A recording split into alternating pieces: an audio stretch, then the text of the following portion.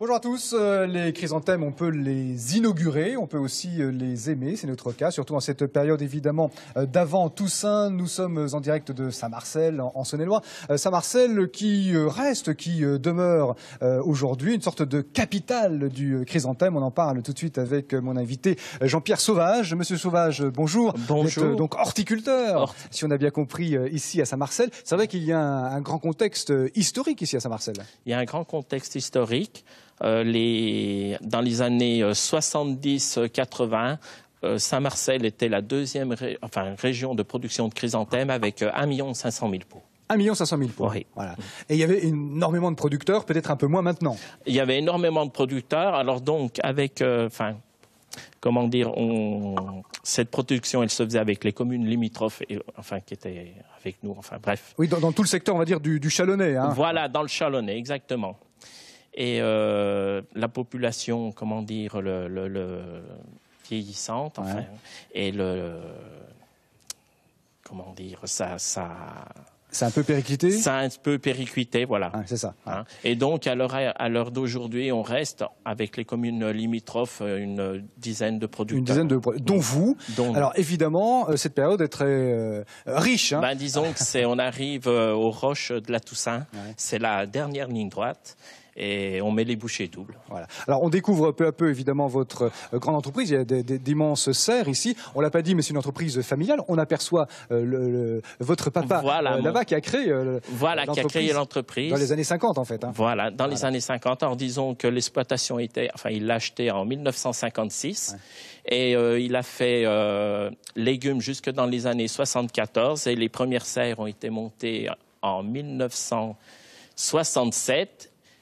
Où il a commencé à faire de l'horticulture pour abandonner le légume à partir des années 74. Alors, et on en vient donc à nos fameux chrysanthèmes, qui reste une fleur évidemment attachée à la Toussaint, mais qui est d'abord intrinsèquement une belle fleur. On va en parler tout à l'heure. Ça représente combien de parts de votre production? Disons, ça représente à peu près 25%. 25%. Voilà, 25%. Voilà.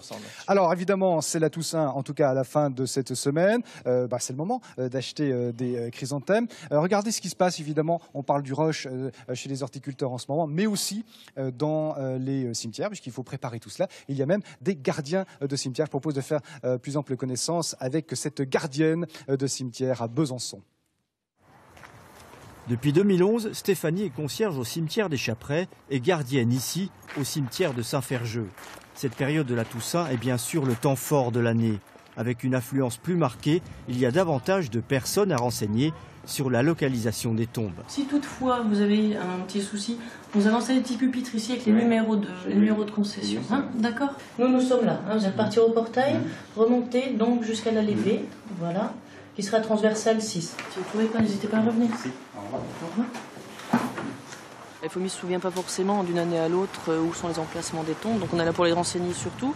On est là pour surveiller un petit peu que tout se passe bien et surtout pour faire aussi l'accompagnement à la personne. En période de Toussaint, je dirais que on a notamment des personnes un peu âgées, des personnes qui viennent de loin, qui ne trouvent pas forcément, qui ne sont pas très à l'aise entre ce qu'on appelle nous des carrés sur les plans ou choses comme ça. Donc l'époque de la Toussaint est aussi l'occasion de mettre à jour des informations à destination des familles sur l'arrivée à échéance du renouvellement de certaines concessions. Mais pour Stéphanie, les mots-clés restent clairement ceux de la présence humaine.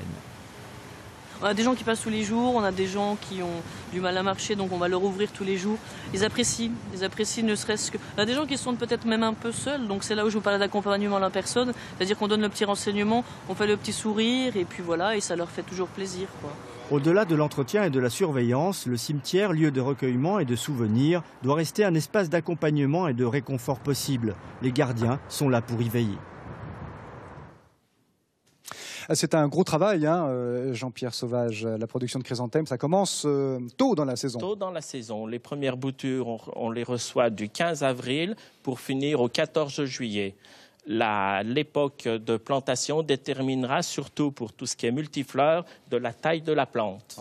Voilà. Et vous en envoyez un peu partout, notamment beaucoup en Franche-Comté, m'avez-vous dit. Oui, on a une bonne clientèle en Franche-Comté. Et il y a beaucoup de sortes de chrysanthèmes, ça on le sait moins. Bon, il y a le gros classique là, que j'aime beaucoup moi. Voilà, alors le traditionnel grosse fleur. Après, vous avez ce qu'on appelle les multifleurs. Alors, vous avez le type Tokyo. Tokyo, oui, ça ressemble à des Voyez, Tokyo, Spider, effectivement. Ici. Tokyo. Ouais. Après, on aura le ton, la forme alvéolée ou rucher. Vous voyez, ça fait comme des petits ruchers d'abeilles. D'accord. La forme marguerite. On la retrouve, effectivement. Voilà. On retrouve bien Voilà. l'aspect On a des la marguerites. forme double ou semi-double. Et puis après, vous avez une nouveauté qui a déjà quelques années, le petit mimosa. Ça ressemble au mimosa, effectivement. Voilà. Les gens ont une préférence, non? Il y a des goûts, il y a une mode sur les couleurs. Une mode, disons que c'est vrai que le grosse fleur perd de la vente au détriment. C'est dommage, parce que moi, c'est vraiment ma préférée. C'est dommage. Je sais. Voilà. Mais disons que les gens, ils se rabattent bien sur le multifleur et surtout sur ses coloris, sur l'assortiment de couleurs. C'est ça. Ouais. Voilà, écoutez, merci pour cette présentation des chrysanthèmes, qui reste une grande tradition, vraiment. Hein. On retrouve beaucoup les chrysanthèmes, et c'est tant mieux à l'occasion de la Toussaint. Voilà ce qu'on avait à vous dire ici depuis Saint-Marcel ce matin. Merci.